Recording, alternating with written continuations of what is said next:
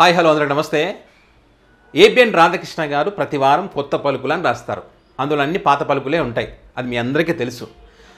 ఏం రాసినా అటు తిరిగి ఇటు తిరిగి అక్కడ మళ్ళీ జగన్మోహన్ రెడ్డి ప్రస్తావన ఖచ్చితంగా ఆ కొత్త పలుకుల్లో ఉంటుంది. తెలంగాణ తీసుకో, కర్ణాటక తీసుకో, దేశం మొత్తంలో ఏ రాష్ట్రం గురించి రాసినా కూడా అందులో జగన్మోహన్ రెడ్డి అనే పేరు కామన్గా ఉంటుంది. ఇప్పుడు కూడా కామన్గా ఉంది. జగన్మోహన్ రెడ్డి పేరు రాయకుండా, జగన్మోహన్ రెడ్డి నామస్మరణ చేయకుండా వాళ్ళ కొత్త పలుకులు ఉండవు. వాళ్ళ పత్రికలో వార్తలు రాయరు, వాళ్ళ డిబేట్లు కూడా ఉండవు. జగన్మోహన్ రెడ్డి ఉంటేనే వాళ్ళ బతుకుదేరు అన్నట్టుగానే వాళ్ళు జగన్మోహన్ రెడ్డి ప్రస్తావనే తీసుకొస్తారు. ఇప్పుడు చూడండి, కొన్ని నెలల కాలంగా తెలంగాణ రాష్ట్రంలో ఫోన్ ట్యాపింగ్ వ్యవహారం నడుస్తూ ఉంది. ఈ ఫోన్ ట్యాపింగ్ వ్యవహారం నడుస్తున్నటువంటి క్రమంలో ఎక్కడ కూడా జగన్మోహన్ రెడ్డి ప్రస్తావన రాలేదు. ఇప్పుడు కొత్తగా వీళ్ళే జగన్ గారి ప్రస్తావన తీసుకొచ్చారు. అక్కడ ఇప్పుడు ఫర్ ఎగ్జాంపుల్ తెలంగాణ రాష్ట్రం ఏదైనా ఒక సిట్ని ఏర్పాటు చేసినా, సిఐడి దర్యాప్తు చేసినా, లేకుంటే ఇంకా ఏదైనా ఏర్పాటు చేసినా, లేకపోతే సిబిఐ వచ్చి ఇక్కడ ఎంక్వైరీ చేసినా, ఏదైనా ఒక అంశానికి సంబంధించి వాళ్ళు ప్రెస్ మీట్ పెట్టి అఫీషియల్గా చెప్పకపోయినా కూడా అసలు వాళ్ళకు కూడా తెలుసుకో తెలియదు పాపం. మేము ఇది ఎంక్వైరీ చేశామా, మేము ఎంక్వైరీ చేసిన క్రమంలో ఇవన్నీ మాకు చెప్పారా అని ఆశ్చర్యపోయే విధంగా వీళ్ళ పత్రికల్లో రాస్తారు. వీళ్ళు మాకు సమాచారం అందింది అని చెప్పి అంత దారుణంగా రాస్తారు. ఇప్పుడు చూడండి, ఫోన్ ట్యాపింగ్కి సంబంధించి మరి అనేక మంది నాయకుల యొక్క ఫోన్లు ట్యాప్ చేశారంటే కేసీఆర్ గారు. వాళ్ళ ఇంట్లో సొంత ఆడబిడ్డలది కూడా ఫోన్ ట్యాప్ చేశారంట. హరీష్ రావుది చేశారంట, మరి ఈటల రాజేందర్ది చేశారంట, సో రేవంత్ రెడ్డిది చేశారంట. ఇట్లా అనేక మంది ఎలక్షన్ టైంలో కానీ, ఉప ఎన్నికలు జరిగినప్పుడు కానీ ఇట్లా అనేక సందర్భాల్లో ఫోన్ ట్యాపింగ్లు చేసి వాళ్ళని కంట్రోల్లోకి తెచ్చుకొని ఇన్ని రోజులు కేసీఆర్ ఆ పని చేస్తూ వచ్చాడంట.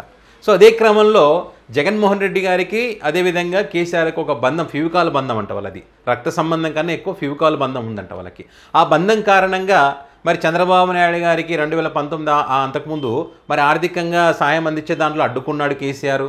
జగన్మోహన్ రెడ్డికి ఫేవర్గా జరిగేటట్టు చేశాడు. అదేవిధంగా షర్మిల ఇక్కడ పార్టీ పెట్టారు కదా, షర్మిల గారు తెలంగాణ రాష్ట్రంలో ఆ పార్టీ పెట్టినటువంటి క్రమంలో ఆమె ఏం చేస్తుందనే విషయాలు కూడా ఆమె వాయిస్ రికార్డులు చేసి జగన్మోహన్ రెడ్డికి వినిపించడం వల్ల అప్పుడు ఆ విషయాన్ని వైవి సుబ్బారెడ్డి స్వయంగా షర్మిలకి వినిపించాడంట. నీ వాయిస్ ఇదిగో అమ్మా అని చెప్పి ఆ రకంగా వినిపించి ఇట్లా జగన్మోహన్ రెడ్డి ఇద్దరు కలిసి కుట్ర చేశారంట ఈ ఫోన్ ట్యాపింగ్ల వ్యవహారంలో. ఇది కనుక సజావుగా సాగితే ఖచ్చితంగా ఇరుక్కుంటారంట. విచిత్రం ఏంటంటే ఇక్కడ ఎవరైతే ఇప్పుడు ప్రభాకర్ రావు ఉన్నాడో ఆయన సహకరించడం లేదంట, ఏ విషయాలు కూడా చెప్పడం లేదంట. మరి ఏ విషయాలు చెప్పనప్పుడు, సహకరించినప్పుడు ఇవన్నీ ఎట్లా తెలిసినాయి? మళ్ళీ విచారణలో తేలిన ఆయన ఎట్లా చెప్తారు ఇవన్నీ? అంటే మీ సొంతంగా చెప్తున్నట్టుగా, ఊహించుకొని చెప్తున్నట్టుగా మీకు ఏం కావాలో అది మీరు రాస్తున్నట్టే కదా దాని అర్థం. ప్రభాకర్ రావు ఏమైనా చెప్పాడా? ప్రభాకర్ రావుని ఇన్వెస్టిగేషన్ చేస్తున్నట్టు వాళ్ళు ఏమైనా చెప్పారా? అఫీషియల్గా ఏమైనా చెప్పారు? ఇది జరిగింది ఇట్లా చెప్పాడని చెప్పారా? సహకరించడం లేదని వాళ్ళే రాస్తారు. నాకు తెలియదు, గుర్తులేదు అన్నాడని వాళ్ళే రాస్తారు. మళ్ళీ ఇవన్నీ జరిగాయని చెప్పి మళ్ళీ వాళ్ళే రాస్తారు. ఇక్కడ అర్థం కావట్లేదా? ఉద్దేశపూర్వకంగా రాస్తున్నారనేటువంటి విషయం అర్థమవుతుందా లేదా? పైగా వీళ్ళు ఏం చెప్తారంటే రేవంత్ రెడ్డి యొక్క ఫోన్ ట్యాపింగ్ చేసి అక్కడ ఏది డబ్బులు తీసుకుపోయినప్పుడు అది ఓటుకు నోట్లో దొరికారు కదా, దాన్ని ఫోన్ ట్యాపింగ్ చేయడం ద్వారా అది తెలిసిందంట. అరే బాబు, నిజంగానే మరి 50 లక్షల రూపాయలు అక్కడ ఇస్తూ డైరెక్ట్గా దొరికిన దొంగ, దానికి ఎవిడెన్స్ ఉంది, పక్కా ఆధారాలు ఉన్నాయి, వీడియో కెమెరా సాక్ష్యం అక్కడ దొరికినట్టు ఎవరు చెప్పారు? చంద్రబాబు నాయుడు గారు బ్రీఫ్డ్ మీ అన్న విషయాలు కానీ, ఈయన డబ్బులు ఇస్తున్న విషయాలు కానీ, ఆ స్టిఫెన్సన్ కానీ వీళ్ళందరికీ సంబంధించి పక్కా ఆధారాలు ఉన్నాయి అక్కడ. అన్ని ఆధారాలు పెట్టుకొని ఆ దొంగతనాన్ని గురించి, ఆ తప్పు గురించి, ఆ ద్రోహం గురించి మనం మాట్లాడము. ఇది అసలు ఏమీ లేదు, దీని ఆధారాలు లేవు, ఏమీ లేవు. ఒక ఆధారం ఉంటుంది కదా, ఏదో ఒకటి చూపించాలి కదా. ఈ ఆధారంతో ఇది ఇట్లా దొరికింది, ఇట్లా చేశారని పక్కా ఆధారం ఉంటే దాని దగ్గర, లేకుంటే సిట్ అధికారులు ఏమైనా చెప్పి ఉంటే దాని దగ్గర ఆధారాలు చూపించవచ్చు. ఇప్పుడు రేవంత్ రెడ్డి సిట్ ఏర్పాటు చేశారు ఈ విషయానికి సంబంధించి, ఏమంటారు, ఊపందుకుంది విచారణ అంటే.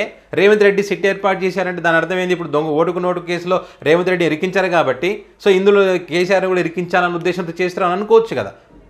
అట్లనే ఉంది. అక్కడేమో బలమైన సాక్ష్యాలు ఉన్నాయి, ఇక్కడేమో సాక్ష్యాలు లేవు, పాడు లేవు, ఊహలు. మీ అంతకు మీరు ఊహించుకోవడం, మీరే తీర్పులు ఇచ్చుకోవడం, మీరే కేసులు పెట్టడం, మీరే అన్నీ మీరే చేస్తారు చెప్పి దానికి కొత్త పలుకు అని పేరు పెడతారు. మీరు పెద్ద ఏదో ఇంకా నీతి నిజాయితీతో ఉన్నట్టుగా రాస్తున్నట్టుగా ఒక బిల్డప్ ప్రజలు నమ్మించేటువంటి ఒక ప్రయత్నం. ఈ ఫోన్ ట్యాపింగ్ వ్యవహారం పాపం పండుతుందంట. కేసీఆర్ జగన్మోహన్ రెడ్డి ఇరుక్కునేటువంటి అవకాశం ఉంటుందంట. మళ్ళీ ఏంటంటే ఇక్కడ సజావుగా సాగితే విచారణ. దొంగ చెవులకు చెక్కంట వీళ్ళే చెప్తారు. దొంగ చెవులు ఎవరివి? ఇప్పుడు ఎక్కడో ఢిల్లీలో జగన్మోహన్ రెడ్డి ఢిల్లీకి వెళ్తాడు. ఢిల్లీకి వెళ్ళినప్పుడు అక్కడ నరేంద్ర మోదీ గారితోనో అమిత్ షా గారితోనో లేకపోతే ఇంకొక కేంద్ర మంత్రితోనో మాట్లాడినప్పుడు జగన్మోహన్ రెడ్డి రాష్ట్రానికి సంబంధించి అడగలేదు, తన కేసుల గురించి అడిగారు. అమిత్ షా వెళ్ళిపోమన్నాడు, తిట్టాడు, సీరియస్ అయ్యాడు, వార్నింగ్ ఇచ్చాడు. మోదీ వార్నింగ్ ఇచ్చాడు, షాక్ ఇచ్చాడు, సెక్యూరిటీ గార్డు షాక్ ఇచ్చారు, జగన్ తోసేశారు అని చెప్తారు. ఇవన్నీ మళ్ళీ మాకు సమాచారం అంటారు వీళ్ళు. దొంగ చెవులు వీలే. మీకు చెక్ పెట్టాలి. ఒకవేళ కనుక కేసీఆర్ గారి పేరు కనుక దొరికితే, ఆయన ఉన్నట్టు తేలితే రేవంత్ రెడ్డికి ప్రతీకారం తీర్చుకోవడానికి అవకాశం దొరుకుతుందంట.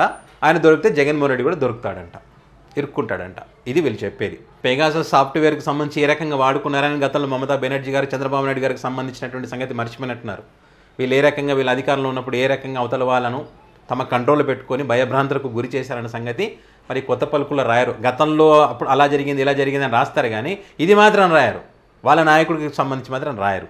అట్లా ఉంటుంది ఈ కొత్త పలుకుల్లో.